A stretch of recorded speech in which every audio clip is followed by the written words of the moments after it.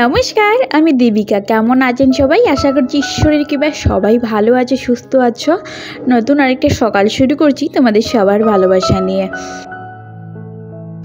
মাঝে মধ্যে দেখছি হঠাৎ করেই বৃষ্টি চলে আসছে, সেই কারণে সকালবেলা উঠে ভাবছি কি করব, গাছগুলোতে জল দেবো কি না। তারপর ভাবলাম যে গাছগুলোতে জল দিয়েই দিই।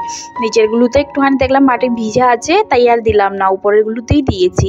কয়েকটা হলুদ পাতা দেখলাম, সেগুলোই ফেলে দিচ্ছি। আর কিছু বাসি ফুল যেগুলো মানে আগের দিনের ফুটা ফুল, সেগুলোই ফেলে দিচ্ছি। আর যখনই মোটামুটি 10টা মতো বাজবে, এই গাছগুলোতে বেশ ভালো ফুল ফুটে কিন্তু। তো আমি এখন একটুখানি গাছের কেয়ার করছি। আর ঘুম থেকে উঠে আমার ফ্রেশ হওয়া কমপ্লিট হয়ে গেছে। আর পাপা একটুখানি বাইরে দৌড়োদৌড়ি করছে। আর আমার পর এখনও উঠেনি ঘুম থেকে। সকালবেলা ঘুম থেকে উঠে বাইরে 5 মিনিট মতো দাঁড়িয়ে থাকা, গাছগুলোতে একটুখানি জল দেওয়া, একটু কেয়ার নেওয়া বেশ ভালো লাগে। বেশ সুন্দর সকাল শুরু হয়। তারপর মাঝে মধ্যে সকালবেলা যখন আমি বাইরে এই সময় এসে দাঁড়াই না, তো আশেপাশের যে দিদিরা আছে সব মোটামুটি কয়েকজনের সাথে আমার বেশ ভালো আলাপ হয়, কথাবার্তাও হয়। আসলে ওনারা অনেকেই আছে অনেক সকালে উঠে যায়, ওনাদের কাজ শেষ হয়ে যায় যখন আমি ঘুম থেকে উঠি। যেহেতু অনেকেরই বর সকালবেলা অনেক সকালে 6টা 7টার মধ্যে ডিউটি চলে যায়, তো ওনারা একটুখানি তাড়াতাড়ি ওঠে। আমার বর তো 9টার সময় ডিউটি যায়, তো আমি একটুখানি লেটে উঠি। লেটে বলতেই আর কি 6টা 6:30 7টা। তো প্রত্যেক দিন তো আর একুরেট একটা টাইম মেনটেন থাকে না, তো এক একদিন এক এক রকম হয়ে যায়। তো আমি দেখো বারান্দাটা একটুখানি ঝাড়ু দিয়ে দিচ্ছি। বারান্দাতে দেখলাম অনেক বালি বালি লাগছিল। আর এমনি তো বাসি বারান্দা সকালবেলা একটুখানি ঝাড়ু তো দিতেই হয়, তাই দিয়ে দিলাম।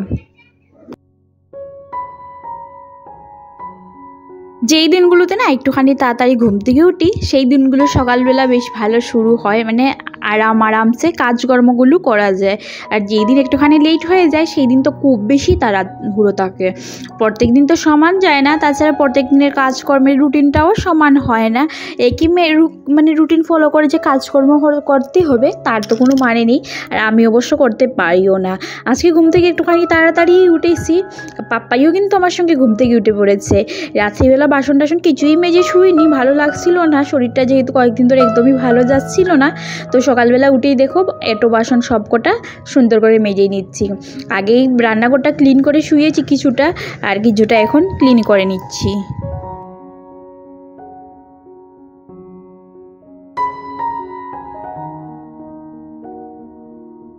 বাসনগুলো ধুয়ে রেখেছিলাম, জল ঝরে গেছে, তাই সঙ্গে সঙ্গে তুলে নিচ্ছি, না হলে রান্না করতে অসুবিধে হবে।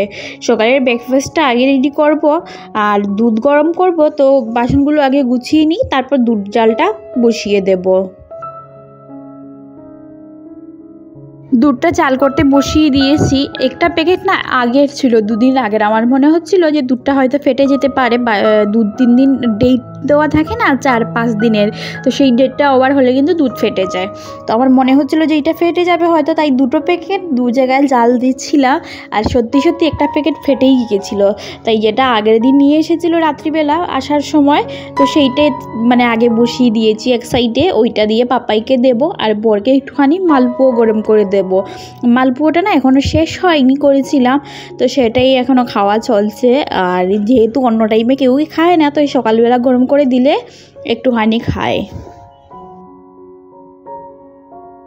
একসঙ্গে রান্নাবান্নাগুলোও সারবো, তাই আগে ভাতটা বসিয়ে দিচ্ছি।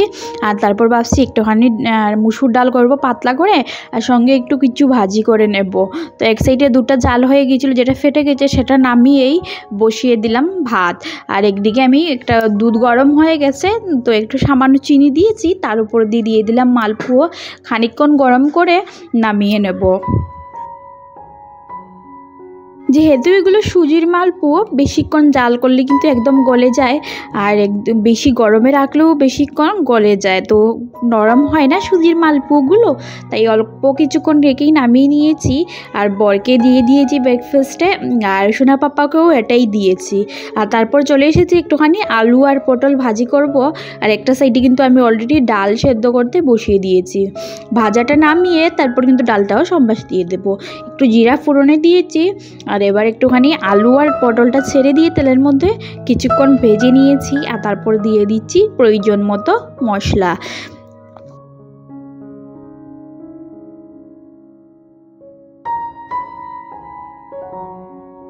তোমাদের সাথে গল্প করতে করতে আমার রান্নাবান্নাগুলো প্রায় শেষ হয়ে গেছে। এই যে ভাজাটা নামিয়ে নিয়েছি, আর পেঁয়াজ আর রসুন দিয়ে মুসুর ডালটা এবার ফোড়ন দিয়ে দিচ্ছি। ভাজার তেলের মধ্যেই আরও অল্প একটুখানি তেল দিয়ে আর ওই কড়াইতেই ফোড়ন দিয়ে দিয়েছি ডালটা নামিয়ে নিলাম। আর এবার কিন্তু ভরের টিফিনটা প্যাক করে নেব। আমি তো খানিকক্ষণের মধ্যে তোমাদের সাথে শেয়ার করেছি, তবে অনেকটাই সময় হয়েছে। বর স্নান টান করে এসে রেডি হয়ে গেছে, ওর টিফিনটা প্যাক করে নিয়েছি। আর যেহেতু দুধ মালপুয়া খেয়েছে তাই আর কিছুই খাইনি। তো আমি তো কিছুই খাইনি, সকালবেলা এক গ্লাস গরম জল খেয়েছিলাম, আর কয়েকদিন ধরে চিয়া সিডটাও ভিজিয়ে খাওয়া হচ্ছে না একদমই। আর এসে না গাদ্দাগুলো একটুখানি রৌদ্রে দিচ্ছি, এগুলো একটু গরম করার প্রয়োজন ছিল। পাপাই আগের দিন জল ঢেলে দিয়েছিল। আর তারপর কি হয়েছিল বলো তো, বাইরে একটা রৌদ্রেতে দেওয়া হয়েছিল আর চলে এসেছিল বৃষ্টি, আমি খেয়াল করিনি। তারপর পুরোই বৃষ্টিতে অনেকক্ষণ ভিজে গিয়েছিল। তো ভিজাটাই তুলে রেখেছিলাম কিছুক্ষণ কুলারের নিচে শুকিয়ে। তো তারপর দেখো আর 2 দিন মধ্যেখানে একদমই বৃষ্টি ওয়েদার ছিল, তাই দিতে পারিনি। তো আজকে একটুখানি সকালবেলা গাদ্দাগুলো বের করে রৌদ্রে দিয়েছি।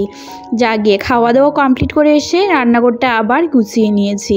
আসলে গুছানো রান্নাঘর থেকে কাজকর্ম আমরা গৃহিণীরা শেষ করি, আবার গুছিয়েই কিন্তু রান্নাঘরের কাজটা কমপ্লিট করি। তো আজকে আমার সাথে তাই হচ্ছে, একটুখানি সব কিছু পরিষ্কার করে নেব। এই যে ক্লিন করে নিচ্ছি এই সাইডটা, তারপর চুলা টুলাগুলো সব কটাই একটু একটু করে পরিষ্কার করে নেব একটুখানি। প্রত্যেক দিন সকালের রুটিন আলাদা আলাদা হলেও কিছুটা সময় আমাদের ঠিক এইভাবেই কাটে, রান্নাবান্নার মধ্যে দিয়ে, তারপর পরিষ্কার পরিচ্ছন্ন করার মধ্যে দিয়ে। খাওয়া দাওয়া তো আমার কমপ্লিট হয়ে গেছে, পাপাইকেও একটুখানি খাইয়ে দিয়েছি। আর এবার রান্নাবান্নার ঘরটা ক্লিন করে নিলে রান্নাঘরের কাজগুলো মোটামুটি আজকের সকালের জন্য সমাপ্ত হয়ে যাবে। সকালবেলা রান্নাবান্না করার পর রান্নাঘরটা যদি পুরো ক্লিন না হয় না, তো একদমই অস্বস্তি লাগে। তাছাড়া আমার যেহেতু ওই একাই থাকি, আমি মাঝে মধ্যে পাপাইয়ের খাবার রান্না করতে হয়। তাছাড়া সারাদিন সেরকম রান্নাবান্না কিছুই থাকে না। তো রান্নাঘরটা ক্লিন না করলে কেমন যেন লাগে। আর একবারে ক্লিন করে বেরিয়ে গেলে না, সেই দিনের বেলা রান্নাঘরে এসে কাজ করতে হয় না, দিনে আমি অন্য কাজগুলোও সারতে পারি। রান্নাঘরের এই কাজগুলো সেরে গিয়ে পাপাইকে দেবো ঘুম পাড়িয়ে। আর এই জিনিসগুলো অ্যাকচুয়ালি রান্নাঘরের প্রত্যেকটা জিনিসই মাঝে মধ্যে একটুখানি ডিপ ক্লিন তো করতেই হয়। আর 1 সপ্তাহের উপরে হয়ে গেছে ডিপ ক্লিনিং করছি, তাই অল্প অল্প করে আবার একটুখানি ডিপ ক্লিন করে নিচ্ছি সব কিছু।